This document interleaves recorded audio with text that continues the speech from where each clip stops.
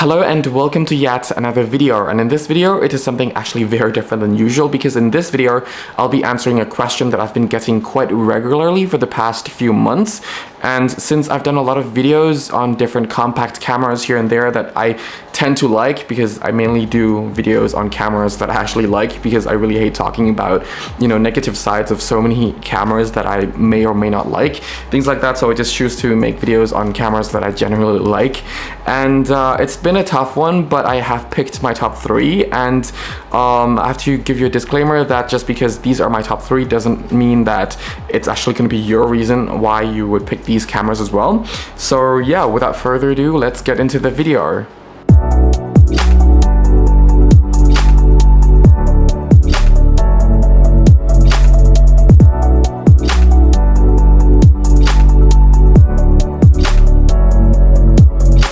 So, after having done so many compact cameras, videos, things like that, I have more on my lap. I should probably put them down as my lap is actually hurting since this is the second take. Okay, yeah, I really have done a lot of videos on these compact cameras, and I'm going to be sharing with you straight away my top 3, which is the third place going to actually this one, the G16. Then the second place is the G1X, and the first place is actually the Lumix LX100. Yeah, it's actually all very, very contradicting because in my videos I keep on saying that I really don't like the color science of this camera. It is unreliable, the autofocusing system is not good, things like that, and all of those things still remain true even with the latest firmware update, things like that. And my favorite color science is still from these compact cameras. In terms of compact cameras, of course, mirrorless and DSLRs, those are completely different subjects to touch on, but I still love the color science out of these cameras more, and the reliability out of the G1X is actually pretty good, apart from the autofocusing system, which is kind of like sometimes better than the LX100, sometimes worse than the LX100. It's never really consistent. Yeah, now that I share with you pretty much my 3 most used compact cameras on daily basis, and one that I would actually always bring with me when I get the opportunity to. So let me first run you like why I actually picked these 3.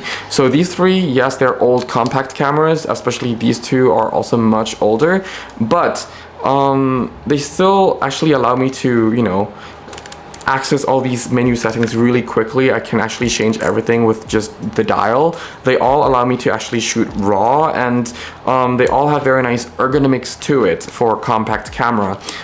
Whether it's this LX100 or these Canons, the ergonomics on these cameras are very solid and they are very user-friendly, especially the Canon ones. The menu system or the menu settings are actually very, very nicely laid out and very nicely categorized. I personally would like to give the image edge quality to this one if you care a bit more about bokeh, but if you care a bit more about the dynamic range and the color saturation, then the G16, the newer camera, is a much better choice to go for. And of course, the benefit of this camera is also it's much, much lighter and smaller than this G1X, which can be a plus if you're looking for a smaller compact camera. I don't really use the viewfinders that often. Even on this LX100, I don't use this viewfinder. It's actually an electronic viewfinder versus like the optical viewfinder that you actually see above the lens, but it will actually zoom together with the lens if you zoom within the zoom lever here. So that is actually something that's actually pretty interesting. But again, I don't really use them. I don't even use the accessories that you can actually buy and mount onto these lenses. But yeah, but what really made this camera the first choice specifically, for example, is the fact that I can use f1.7 to f2.8 from the wide end of f1.7 to a telephoto end of a more f2.8, I think, or f2.8. So that actually gives me a lot of room to shoot in the dark as well. And the sensor, even though it is smaller than the G1X, sorry, that's a G16, G1X, but the raw file out of this camera has more dynamic range. Yes, it also comes with more noise as well, but I would actually take that dynamic range over noise, and I could actually trade in the the resolution, just for some of the denoising as well, since a lot of times I'll just be using this for like social media and also just for personal use, sometimes for professional use, but professional use majority of times will be just time-lapse videos and just like C cam, things like that, just, you know, alongside my Sony a7 IV that's filming me right now, or the R5 R6, the Sony a7C, things like that. So yeah, this camera has a lot of features that are also still very powerful for today's standards, that, you know, in such a tiny body I can just set this camera as a discrete camera somewhere while using my Sony and Canon system to focus on the main picture. So yeah, this is still a very powerful camera that not only in photography but also in filmmaking that I still can heavily rely on. I also never, just like with the Canon, I never used the accessories features. I would love to get like this ultra wide angle lens adapter, but I couldn't find it here in Northern European market. So yeah, there's that. But otherwise, everything works great. The color out of this camera, even though it's not my favorite, it's actually very bad color science. Weird bad, yeah.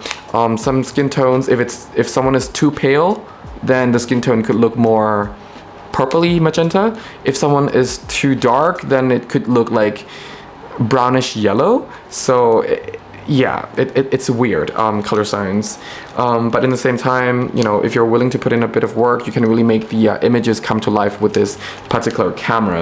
And then obviously following by this camera, I like how versatile it is. It has this articulating screen. It has a much bigger sensor than, well, a little bit bigger sensor than the LX100 right here. It is a Canon color science, which is something that I always like in most cases. So that's actually pretty good. It is a powerful compact in like overall, and because it has my favorite color science already, well, one of my favorite color sciences, it just means that I just spent more time with the camera rather than back on the phone in the Lightroom or on my computer in the Lightroom app trying to fix certain colors, things like that. So yeah, it's a very fun camera to use, and it's also very rugged. So I don't know, I just don't feel hesitating to grab this camera and shoot in the rain, for example. So that's actually pretty nice. And a lot of things from this camera just comes with this camera as well, aside from, you know, having a smaller sensor obviously, but I also don't use the accessories features as well. But it is still a very nice camera that still has pretty good power, like power consumption, so the battery lasts pretty long as well. The screen does not articulate like the G12, but it is still a very good screen, a much better screen that I prefer than the G1X when it comes to brightness, saturations, details, and contrast, especially working in, you know, bright sunlight. But yeah, that's pretty much it. In terms of the image quality, it's not that far off from the G1X, though at times I would say that it is better. It really depending on the, you know, circumstances, different situations, things like that, because the bigger sensor will give you that advantage of what a bigger sensor will still give you, but because this is a much newer sensor as well, at some point you will see a bit more dynamic range out of this sensor. So there is that. You just have to see. And overall, it is still a very reliable camera to just, you know, take with you. So yeah, that's pretty much it. Why these three are my top three cameras. Overall, quality still matters, yes. The nostalgic digital look, you still have them with these, but in the same time I also want the camera to still produce robust enough files and also still be able to work to a certain level in low lighting situations, which is why these three cameras, these three old digital cameras, are still my favorite and why I still take them with me, and also for the fact that I can actually rely a lot on the manual settings of these cameras. Set a lot of things manually to the way I want is also a huge bonus. I mean, there are cameras like, for example, this compact camera which has a manual mode, like a full manual mode, but it's very limited. Video about this one coming up pretty soon as well. It is very limited and I can't really do much with it. I do like the color out of this camera, but it just has a lot of limitations.